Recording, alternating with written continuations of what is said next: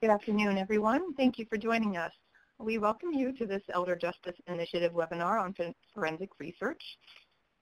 As with all technology, we may at some time experience a momentary lapse in the webinar session. In the event that would happen, please be patient, remain with us. The webinar should resume shortly. We do want to take a moment to see that everyone is connected. Today's audio is being played through your computer only, so we want to make sure that you have your speakers on or your headphones connected. If you are experiencing any technical problems, please send a private chat message to the technical specialist, Jason. You can do that through the chat feature. You cannot access the chat or the web portion of this webinar. We ask you to send Jason an email at jadams@ovcttac.org.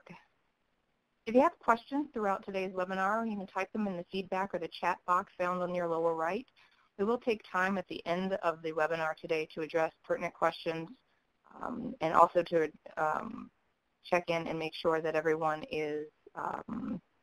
has information for follow-up questions should we not get to your question today. And finally, I want to note that today's session is being recorded. It will be made available on our OVC-TTAC training website following the webinar. Today's webinar is entitled Correlates of Financial Decision-Making in Old Age, featuring Dr. Duke Hahn. So at this time, I'm going to turn things over to our first speaker, Dr. Sid Stahl. He's a research consultant at the U.S. Department of Justice. Sid. Thank you, Lori. Today's webinar is part of the Department of Justice's Elder Justice Initiative. The mission of that initiative is to support and coordinate the Department of Justice's enforcement and programmatic efforts to combat elder abuse, neglect, and financial fraud and scams that tend to target older individuals. The initiative does this and meets this mission by promoting justice for older adults, helping older victims and their families, enhancing state and local efforts through training resources, and most germane to today's webinar is supporting, organizing, and presenting research to improve elder abuse policy and practice. The webinars are part of the initiative, but one of the main projects of the initiative is a very extensive elder justice website. The address is up there on the screen, elderjustice.gov, and we invite you, as time permits, to visit that website. I'd like now to introduce, it's my pleasure to introduce Dr. S. Duke Hahn, who will be presenting the materials on today's webinar. Dr. Hahn is a diplomate of the American Board of Professional Psychology in Clinical Neuropsychology. He's Director of Neuropsychology in the Department of Family Medicine and Associate Professor of Family Medicine, Neurology, Psychology, and Gerontology at the Keck School of Medicine at the University of Southern California. Dr. Hahn's research involves factors that impact cognition and financial decision-making in aging, and on using neuroimaging and statistical approaches to understand these factors. He maintains an active research relationship with the Rush University and Chicago's Rush University's Alzheimer's Disease Center. Dr. Hahn is widely published and is the recipient of prestigious and very coveted Beeson Award from the National Institute on Aging at NIH, in addition to several other national and international awards and honors. We are pleased and honored to have Dr. S. Duke Hahn with us today. Duke, yours. Okay, thank you for that very nice introduction, Sid. And thank you to the Elder Justice Initiative and the Department of Justice. I'm very honored to be sharing with you and speaking with you about some research I've been doing with various smart people at the Rush Alzheimer's Disease Center over the last few years now. And since I'm going to be talking about the brain, I want to start with one of my favorite cartoons about the brain. And for those of you that can't read this, I'll read this for you. It says, I figured out what was wrong with my brain. On the left hemisphere, there's nothing right, and on the right hemisphere, there's nothing left. And so this is often how I feel. Sometimes when I'm trying to understand this very complex construct we're calling financial decision-making or decision-making in the context of aging, it's a very complex thing to try to understand. And so I'll be talking about a few studies that we've done to try to understand this, mostly from a brain perspective. So in terms of background, adults over the age of 65 hold about a third of the U.S. household wealth, and this is probably a larger portion because this particular fact is a few years old now, and we know that the number of older adults is increasing in our nation. Older adults, however, lose more than $3 billion annually to financial scams or fraud, and some estimate this to be as high as $36 billion. So it's probably somewhere in between those two figures. And the problem of this financial and healthcare fraud targeted at elderly persons is so significant that the FBI maintains a website dedicated to the problem. And I just want to take a brief moment to just show what this looks like on the FBI website. So in addition to this, the New York Times came out with an interesting article a number of years ago showing that changes in financial handling or financial decision-making might be one of the earliest signs of impending Alzheimer's disease. And so this was something that a number of people have actually found as a compelling potential new fact. And a lot of this work has been spearheaded by my colleague Patricia Boyle. Dr. Patricia Boyle is a full professor at the Rush Alzheimer's Disease Center. And she published a paper that I think directly speaks to this belief. And in this paper that I'm showing right now, she showed that poor decision-making is a consequence of cognitive decline among older persons without Alzheimer's disease or mild cognitive impairment. So these are older adults that don't have any real noticeable signs of cognitive impairment, but they're showing cognitive decline. And it seems like poor decision-making is associated with that in, again, normally functioning or seemingly normally functioning older adults. Now, we also know this is an important topic to try to understand because as a number of us who are watching or are familiar with elder abuse work, elder abuse is associated with a number of really poor health outcomes, and this is a paper from my colleague Mark Lax, who's the head of geriatrics at Cornell, showing that mortality is associated with elder mistreatment. And we know that financial abuse of older adults is one of the most common forms of elder mistreatment. So following up on this, again, my colleague Patricia Boyle showed that poor decision-making is associated with an increased risk of mortality among older adults. And so it's arguable this is a very serious health outcome, if not one of the most serious. And so if an older adult shows impaired financial decision-making or becomes the victim of a scam, the burden is often displaced among family members, caregivers, or the community or society. There's some suggestion of this being an early sign of Alzheimer's disease. Poor decision-making is associated with increased risk of mortality. So understanding this is an important topic to try to address. But the problem is, how can we understand this? It's such a complex topic, and hopefully this is something that you'll appreciate in the context of my talk. One way we can try to understand this is using what's called a neuroeconomic approach. And so neuroeconomics is an integration of the fields of economics and neuroscience, where neuroscience methods are used to elucidate biological mechanisms of economic principles. And so this approach usually includes brain imaging or computational neuroscience methods to try to understand how people behave in an economic or financial decision-making manner. And so this became the theoretical basis for this Beeson Career Development Award, which was mentioned during my introduction. And I've been on this award for the last number of years now, and I just need to acknowledge the many people that are behind this award, in particular my colleagues at Rush. Really, this award could not have happened without their work spearheading all of this. And in particular, I need to acknowledge the National Institute on Aging's support of two large studies that are actually the foundation of a lot of the studies that I'm going to be talking about today.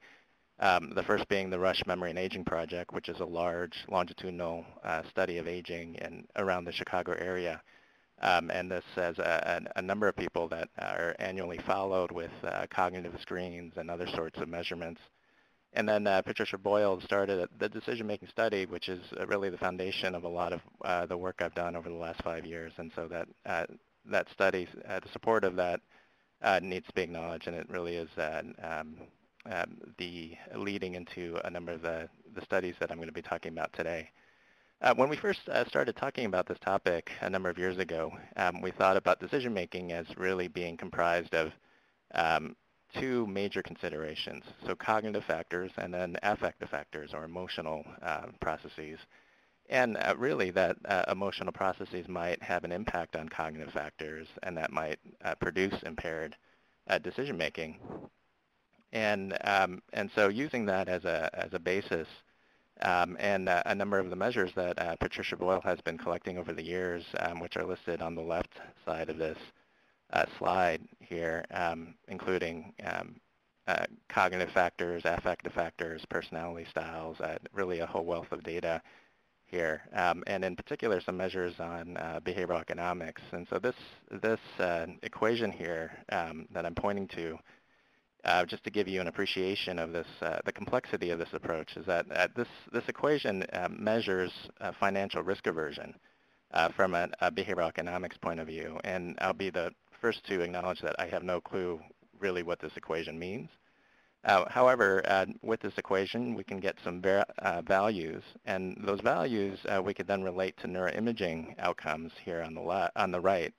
And this is the work that I've been doing over the last few years with the faculty from the Rush Alzheimer's Disease Center to try to understand what's happening in the brain when we're considering decision making, and in particular financial decision making.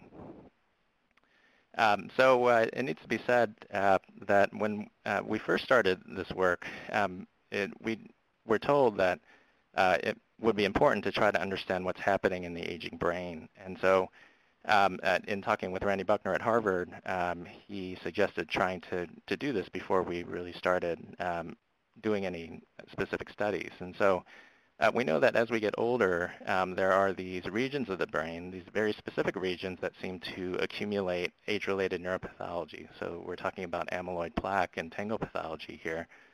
And then that neuropathology can then have an impact in the worst form of Alzheimer's disease here on specific brain regions. And so knowing that there are these specific regions that seem to be susceptible to age-related neuropathology, we came up with this idea that what happens in the context of aging might be a disconnection syndrome, so that these specific brain regions, as they become hit with neuropathology, might become disconnected from other brain regions that are important in decision-making. And so this is our theoretical model that we've been trying to look at in different ways using a few different approaches. And so what I'm going to do next is show some of the studies that we've been working on and have published over the last few years. And the first one I'm going to talk about is this risk aversion or financial risk aversion study that we did. This is one of the first studies that we did. And using that really complex equation that I showed before, what we were able to do was to look at older adults who were high in financial risk aversion and low in financial risk aversion. And just to give you a flavor for some of the measures that were included here, some of the questions were, would you prefer $15 for sure, or coin toss in which you get a certain amount greater than 15 if you flip heads, or nothing if you flip tails. And so you can see that these items had a bit of a risk associated with them, and this is a common question that's used in behavioral economics research. And what you can do is then vary the amounts here, and then look at other different aspects of this risk aversion metric. And so we wanted to see if there were these differences in the brain that could be seen for people who were high in financial risk aversion and low in financial risk aversion. And what we saw were that there were differences. So you can see that the people who were high in financial risk aversion really had these regions in the lower frontal part of their brain more functionally connected. And then people who were low in financial risk aversion had these regions in the more dorsolateral frontal part of their brain connected. And so what we saw here were functional brain differences according to financial risk aversion. And this was encouraging to see because this was consistent with a lot of work that had been done in younger populations. Up until this point, not many people had the ability to look at this in older adults. And so this was one of the first studies I believe, that looked at this in older adults. So we then looked at a behavioral economics premise called temporal discounting. And temporal discounting refers to the tendency to discount a larger reward offered at a later time for a more immediate reward offered now. And so an example of this is, say you have the option of either collecting $20 a week from now or $10 right now. If Mute off. you wait the week and collect the $20 because it's a lot more than $10, but some people might be a bit more impulsive or just more immediate driven, and so they might select that $10 more immediate reward now, which would be arguably a sign of poor financial decision making. And so using this approach, we looked at the range of temporal discounting, and what you can do is vary these questions so you look at a different range of response. And we looked at this in 123 non-demented older adults, and we found functional connectivity differences again by temporal discounting, and this is using again the whole range of response instead of just a two-group comparison. We looked at the range from high to low temporal discounting here.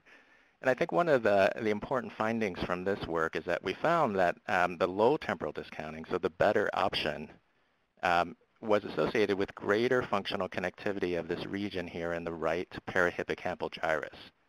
And why that's important is because that is a region of the brain that's very implicated in memory networks, being able to remember appropriately or correctly. So it's tied to cognition. And it's also one of the regions that's most susceptible to this age-related neuropathology that I was talking about a little bit earlier. And so, so this was actually an interesting finding. Up until this point, not many people had made a lot of made a big deal about this region in the medial temporal lobe being important for financial decision making. However, since then, and actually a few people, unbeknownst to us, have actually said that this is an important region of the brain that should be considered for decision making. And so this is one example here. From Peters and Buchel from Europe, and they actually argue that it is important to consider these specific brain regions in financial decision making. And so our study was one of the first to look at this in older adults, and I think for that reason it was an interesting study at the time. So we've also been interested in factors that might support financial decision making. So in other words, might be something that you can intervene on and actually help buffer financial decision making. And so one such factor is this term financial literacy, or this concept of financial literacy. And we use this term to refer to domain-specific knowledge in financial matters. And so this is specific literacy in financial matters is what we're talking about. And we found that when we looked at this in 139 non-demented older adults, that this was associated with greater functional connectivity between the posterior cingulate and the ventromedial prefrontal cortex. And so these regions here are actually very important in aging, and they're regions that are talked about in what we call the default mode network, which is a brain a set of regions that's implicated in early Alzheimer's disease. And so we see here, though, we see greater functional connectivity between the two hubs of this default mode network, the posterior cingulate and the ventromedial prefrontal cortex, associated with financial literacy. So it's almost as if financial literacy may have a sort of a brain protective factor here. And what's interesting about these particular set of results is that this was actually over and above considering the effects of age, education, gender or sex, and what we call cognition, so global cognition. So there's really something over and above those things that seems to be associated with greater financial literacy. And so this was a nice finding to show that the importance of financial literacy in the aging brain.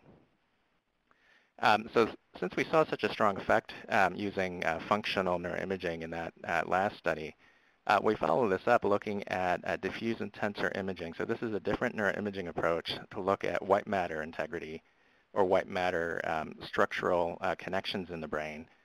And so we looked at the association of financial literacy with 346 non-demented older adults. And you can see the mean ages here in the sample.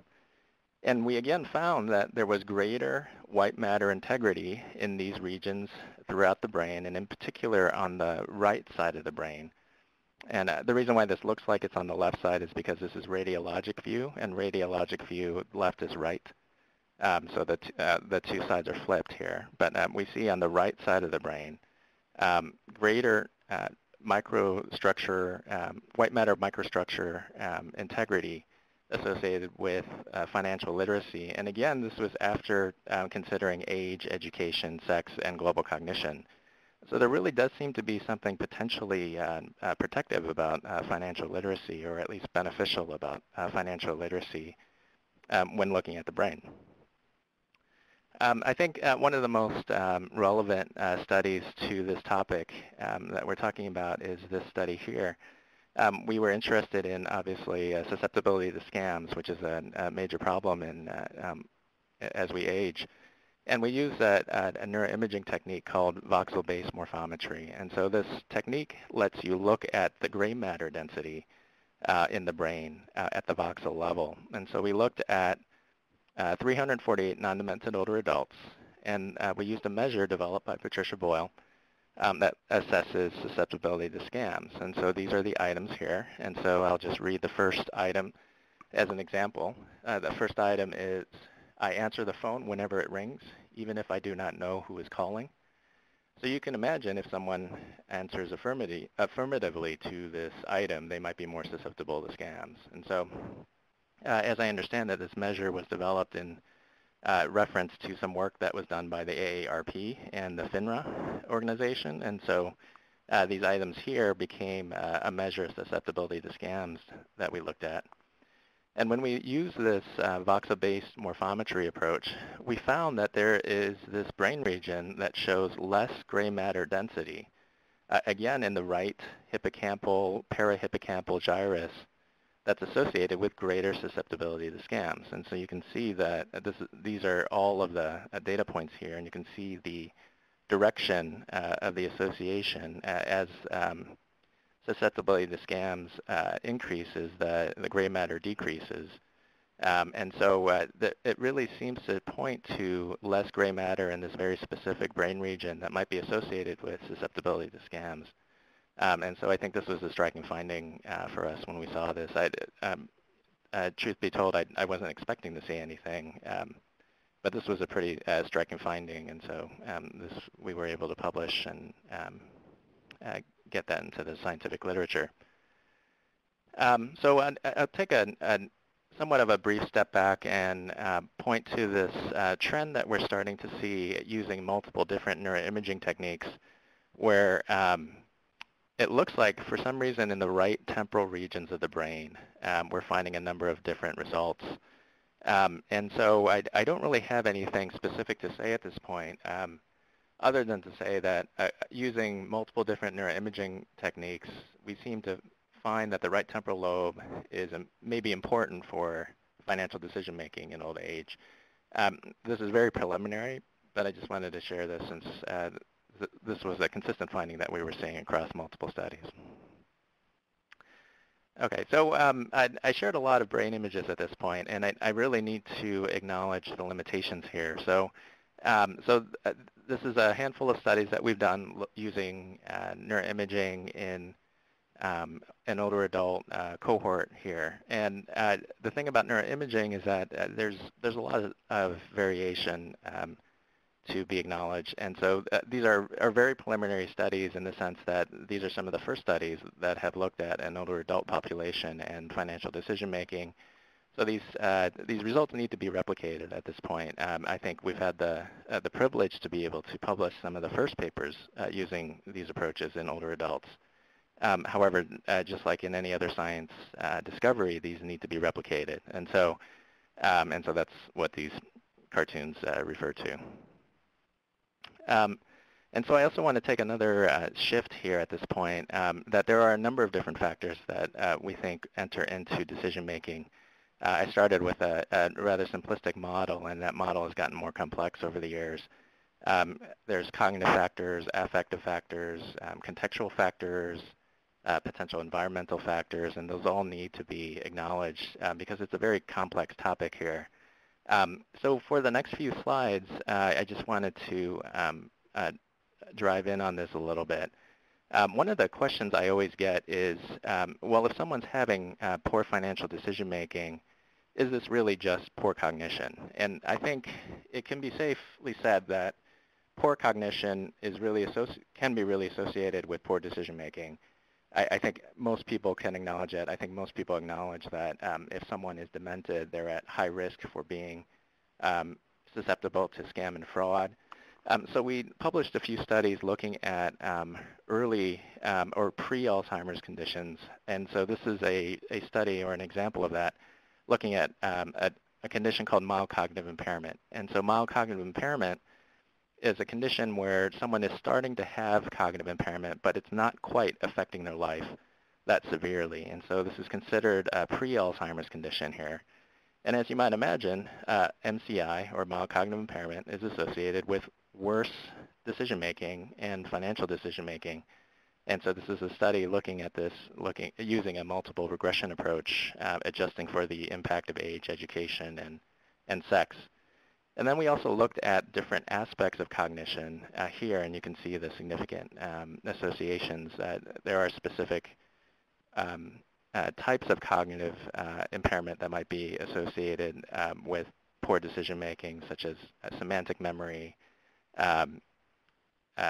episodic memory, perceptual speed in particular. And so it is, I think, pretty clear that if someone has cognitive impairment, they might be susceptible to poor decision-making in old age. Carrying this further, we looked at mild cognitive impairment and susceptibility to scams in old age. And again, susceptibility to scams is associated with mild cognitive impairment. And so this, I think, in some ways, may not be a surprise. And so we demonstrated that here with this study. And then we also looked at financial literacy, or literacy in general, financial and health literacy in this particular study. And we found again that MCI is associated with worse literacy after adjusting for these important demographic factors. Now what's interesting here is that we found an interaction effect for financial literacy with education. And so what this points to is the fact that education may lessen the impact or the decrease in financial literacy in the context of MCI. And so this points to the importance of education being, again, a protective factor when it comes to literacy, at least. However, one of the things I've been struck with in my own work as a neuropsychologist is I started getting referred patients because it was discovered they were giving away large sums of money to a random acquaintance by their family members. And so the family members expected that this was a sign of early Alzheimer's disease, and so they would bring them in for a full cognitive assessment, which is what I do clinically. However, I had case after case, back to back, where we would give them hours of cognitive testing and they would be just fine. They would be not impaired at all. However, there was this change in financial decision-making that was happening where they were clearly just giving away money and it just didn't make sense. It was a clear change in their decision-making ability. And so I wanted to look at this in a more systematic, experimental way using this great data set from the Rush Alzheimer's Disease Center. And we looked at what we are called discrepancies between cognitive ability and decision-making ability in older adults. And so we looked at 648 non-demented older adults. And we used a statistical approach where we could look in how many cases their cognitive abilities were within the range of their decision-making abilities. And in which cases they showed a significant discrepancy between their cognitive abilities and their decision-making abilities. And so this next picture I'm going to show you here, the persons in blue are the ones that showed their cognitive abilities within the range of their decision-making abilities. And this is the majority of the sample, and you can see that here. However, there was quite a bit of this over 600-person sample that showed a significant discrepancy between their decision-making ability and their cognitive ability, and those are all the items in, or the persons in red and the persons in green here. And if you add these two groups up, it's about a quarter to a third of the sample. And so what this tells us is that in a normal, not non-demented sample, large sample of older adults, there are a certain number, quite a bit, about a quarter to a third of the sample that actually have a significant discrepancy between their decision-making abilities and their cognitive abilities. And this actually fits nicely with what I was seeing in clinic, where we would have these older adults coming in clearly showing a change in their decision-making abilities, but no change in their cognitive abilities or no impairment in their cognitive abilities. So we were seeing examples of this, of these discrepancy people here. So, this led to a number of different ways of thinking about this. And again, going back to my colleague Mark Lax, who's the head of geriatrics at Cornell, the first time we ever met was at a meeting, actually this annual Beeson meeting that happens. And the first time I ever met him, we started bonding about the fact that we started seeing these patients in our clinics where they were cognitively intact, but they were showing a clear change in their financial decision-making ability. And so this got us thinking that there are a number of factors, at least based on the clinical cases that we saw, that are associated with poor decision-making. And so we tried to list some of these here, some of these examples of explanations that could potentially explain this discrepancy between decision-making and cognitive ability here. And you can see clearly there could be cognitive factors, but there could be medical and functional factors and psychosocial reasons and environmental reasons. This isn't a complete list by any stretch of the imagination. This was just something that we discussed. And first time I ever met him, we had this conversation that lasted about 3 or 4 hours about this topic, just because it was so striking to us as medical professionals seeing these cases that we just couldn't really make sense out of at the time. So in summary, I have presented some studies that show that there are a complex network of brain regions involved, including the ventromedial prefrontal cortex, the insula, the medial temporal regions, posterior parietal regions, that might be involved in poor decision-making in old age. I think it's important to note that although poor cognition is associated with poor decision-making, I think that's a safe bet. Poor decision-making may not be due solely to poor cognition, and I think that's an important point to keep in mind. There are likely multiple factors that are involved in poor decision-making in old age and financial decision-making in old age. And finally, I just need to highlight that these are very preliminary results, and more studies are needed to replicate or confirm these findings. Again, we've had the great privilege, and I've had the great privilege to work with some great aging researchers at the Rush Alzheimer's Center on this very complex topic. And these are preliminary results, and they need to be replicated. I think one of the questions I get is that can neuroimaging be used to, for example, identify if a person, if a specific individual might be at risk for poor financial decision-making?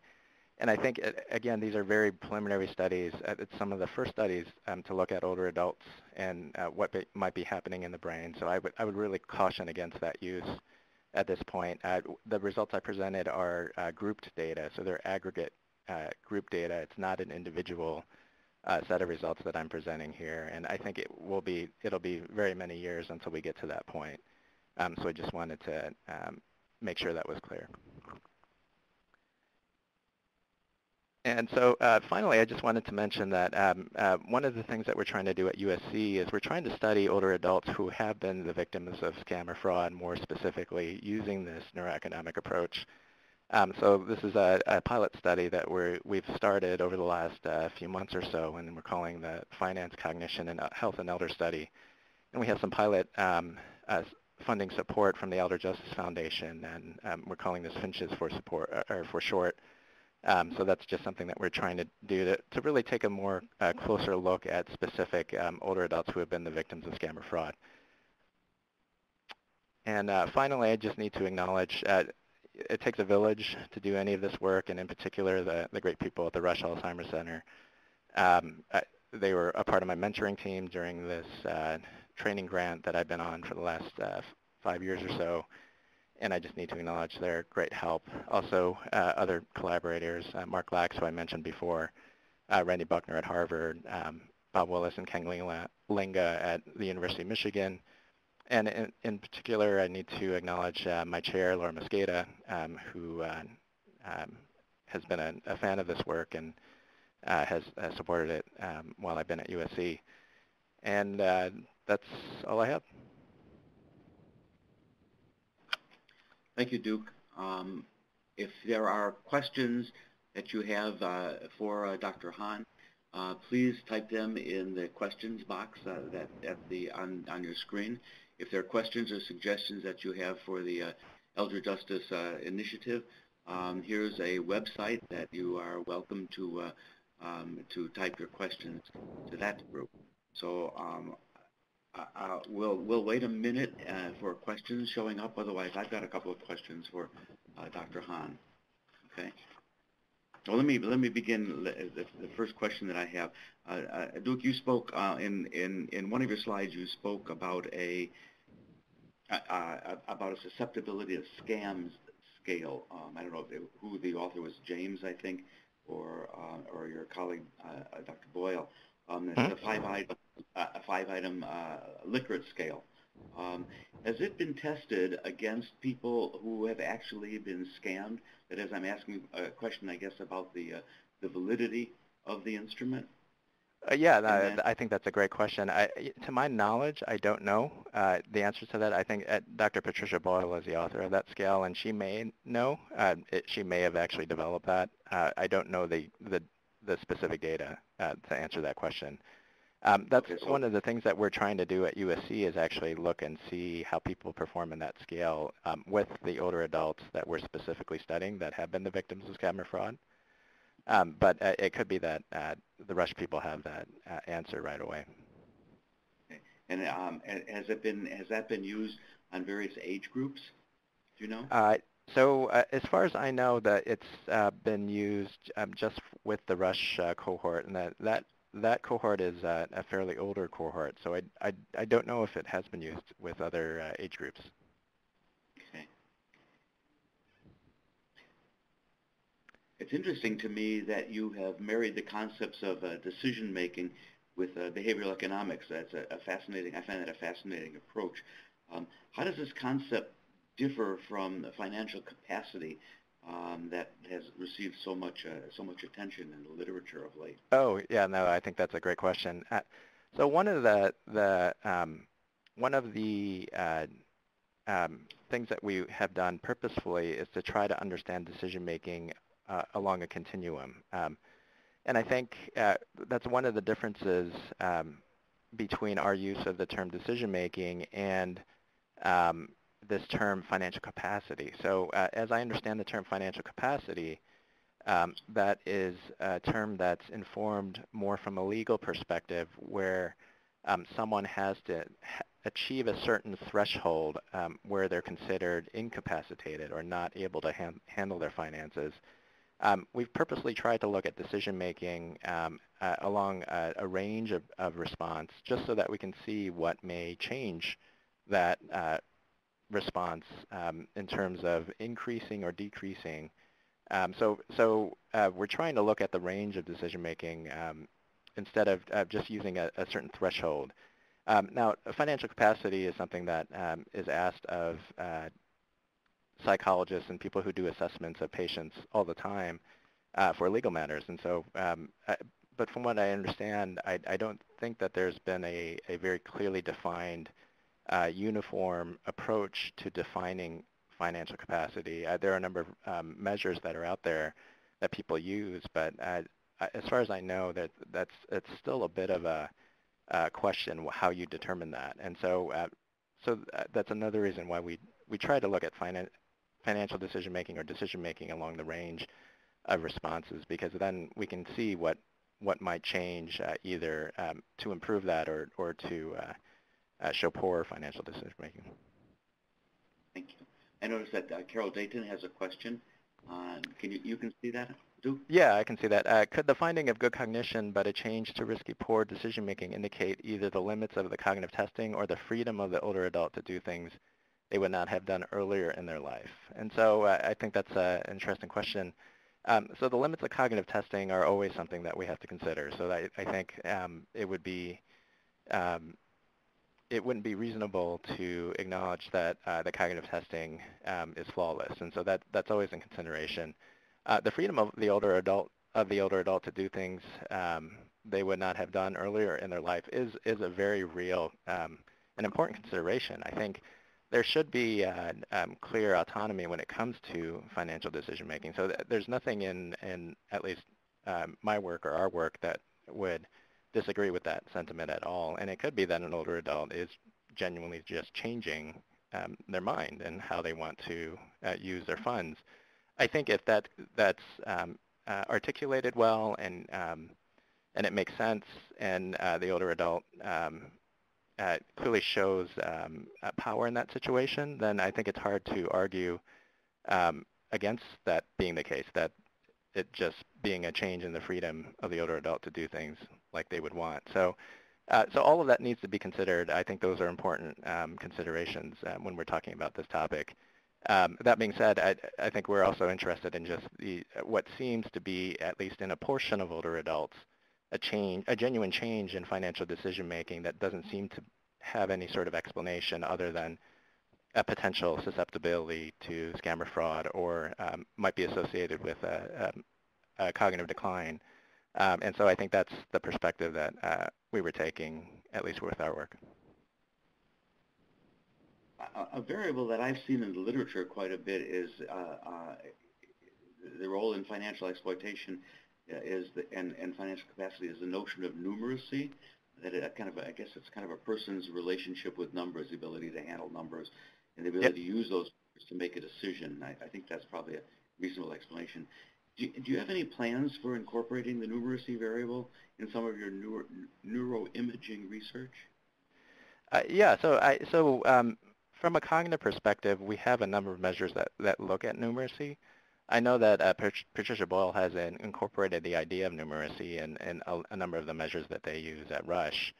And I believe it's a part of that financial literacy scale that I talked about before. So there are ways that we can look at numeracy. I think in our at least preliminary work, I don't know how much numeracy may explain some of these early changes.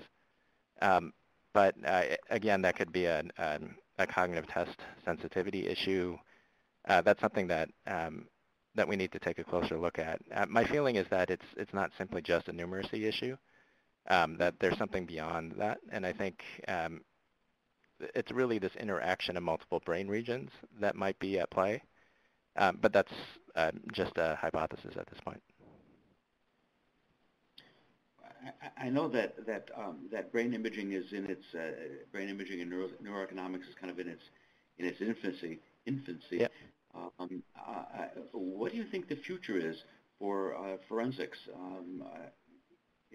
Especially in helping prosecutors with this notion. I know you're just beginning that work, and you're one of the only people in the states that I'm aware of that's doing this kind of work. What do you think the implications are for future research, or for the prosecution or the handling of financial exploitation cases? Yeah, so I think it's a great question. And I don't come from that perspective, so I need to just acknowledge that up front. That being said, I don't think it's so clearly I don't think that the neuroimaging should be used in prosecution situations at this point. I don't think that approach has been developed to the point where it can be reliably used in a court case, for example. That's just my personal opinion at this point on the state of the field. I think, though, just like in any other developed new technology, I can't deny that this might eventually get to that point in the future. And so it could be that this work might lay the groundwork for other sorts of forensic approaches that could be used. And I guess I would imagine that as more of a multidisciplinary approach, things that might use not just neuroimaging, but also other sorts of assessment measures to really come at a conclusion. But again, it's outside of my world, so I don't want to say too much and get in trouble, if that makes any sense. Okay. Another question that I hear frequently is that are older adults really more vulnerable than other age categories to be financially exploited or scammed? You know, besides the Willie Sutton effect, that is, you know, that's where the money is. Have your studies indicated or compared age groups at all to determine whether elders are more likely or more frequently exploited or scammed? Yeah, so I think that's a great question. I don't know if the data that I've been working with at Rush can answer that, just because the cohort, again, is a much older cohort. And I think you would need to track, you would need a large number of participants at multiple different ages to actually look at something like that. So I'm not aware of any sort of systematic data that has looked at that question. I think there's a presumption that as we get older, we might become more susceptible to scam or fraud. However, I think this is a very important point to make. I don't think just because someone is getting older, they are going to be more susceptible to scam or fraud. I think, you know, I can use the example of my father, who's a better financial decision maker than I think ever will be, and he's clearly much older than I am. So we're really talking about a portion of older adults that might be susceptible to scam or fraud. And so I think I need to make that point clear, that I don't think it's just a blanket age consideration, although age could be an important factor.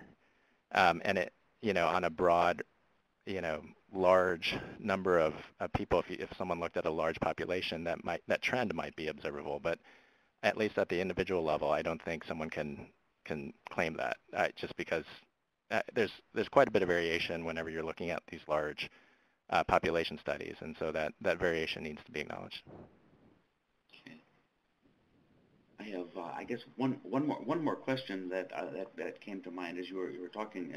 As you noted in your conversation, that decision making really involves a lot more than just cognitive processes. It involves context, involves personality factors like Yes. impulsivity, conscientiousness, risk-taking, etc. Are there other factors that are any of these factors, or are other factors able to be imaged in your work to determine if they are at all associated with the same regions in the brain as some of the other variables that you have that you've used? Yeah, in theory they are, absolutely. Yeah, and I think that's something that I think we could always carry this work to look at what are those more specific factors that might impact financial decision making, albeit contextual factors or you know, affective factors, emotional factors. There may be some factors that we haven't even really considered yet that might be important in this question. I think we're always on the lookout for what that could be. I think it's partly informed by our clinical work, so what we see at the patient level. But I think I really think that this is a multifactorial problem. I don't think that there's just one route to poor decision making. And I think a number of people would agree with that statement. And it's really it's going to be important to try to identify what each one of those factors is, because that way we can intervene. If there's a specific factor that might be the culprit for any one person or a group of people, if it's something that could be intervened upon to help prevent elder financial exploitation, I think that's an important consideration. And so we're always on the lookout for what those factors are. Would it be your guess that that's some of the same regions of the brain that show up that are already showing up on some of those factors? Yeah, and I think that could be one way that we can test it. So, for example, if we saw certain regions of the brain that are important for decision making, if there are factors that we can see that may improve some of the characteristics of that brain region from a structural or functional standpoint, it could be that we see improved financial decision making, and we're getting at a very experimental approach, or at least that's what we're talking about now, and I think that's something that we're very interested in. Very good. Well, I'm kind of out of questions, and if there are no other questions, or anybody on the line wants to ask a question, we still have a minute or two left. I would remind you that if indeed you have questions or suggestions about the Elder Justice Initiative, that you send your questions to elder.justice at USDOJ, United States Department of Justice.gov. And I want to thank Duke. I want to thank you very much, Dr. Hahn, for participating in this and giving us a very interesting and thought-provoking hour or so. So thank you. Yeah, thank you, everyone. It's my honor, and thanks again for inviting me. Okay, thanks, Duke. Have a good day. So long, everyone.